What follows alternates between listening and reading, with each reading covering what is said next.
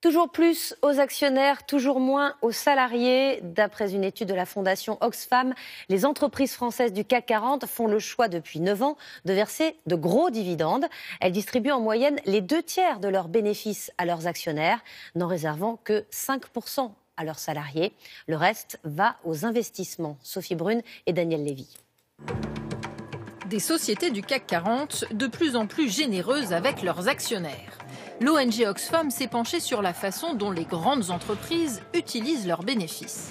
Résultat, plus des 2/3 sont reversés aux actionnaires sous forme de dividendes. Un gros quart est consacré aux investissements. Les salariés touchent eux 5% via la participation et l'intéressement.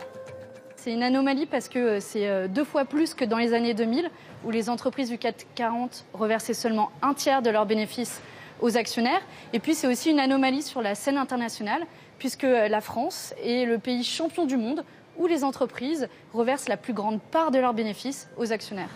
Ainsi, d'après Oxfam, si les grandes entreprises françaises distribuent 68% de leurs bénéfices sous forme de dividendes, la moyenne en Europe n'est que de 55%. Les entreprises américaines sont-elles sous la barre des 50%.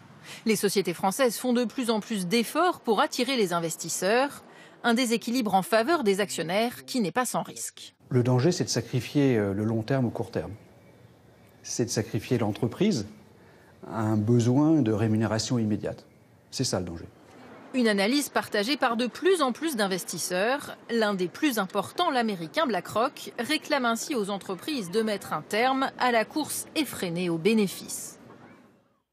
Bonsoir Jean-Paul Chapelle. Bonsoir Anne-Sophie. Quelles sont les entreprises les plus généreuses avec leurs actionnaires ? Alors, la plus généreuse, c'est ArcelorMittal. 3,4 milliards d'euros de dividendes versés aux actionnaires entre 2009 et 2016, alors que pendant cette période, l'entreprise a fait non pas des profits, mais des pertes. 7,4 milliards. Une entreprise qui a donc puisé dans ses réserves. Numéro 2, Engie, l'ex-GDF Suez, 27 milliards de dividendes. C'est plus de 3 fois le montant des bénéfices, 8,4 milliards. À noter que l'État possède encore un quart du capital de ce groupe et donc a reçu un quart des dividendes.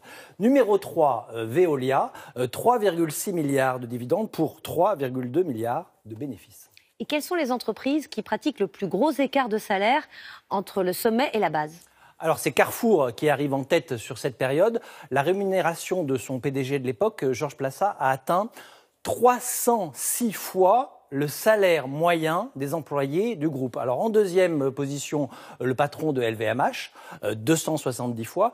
En 3, le patron de Danone, 227 fois. Alors entre-temps, le PDG a changé. Le groupe fait remarquer que depuis qu'Emmanuel Faber a remplacé Franck Ribou, le PDG ne gagne plus que, entre guillemets, 170 fois le salaire moyen chez Danone.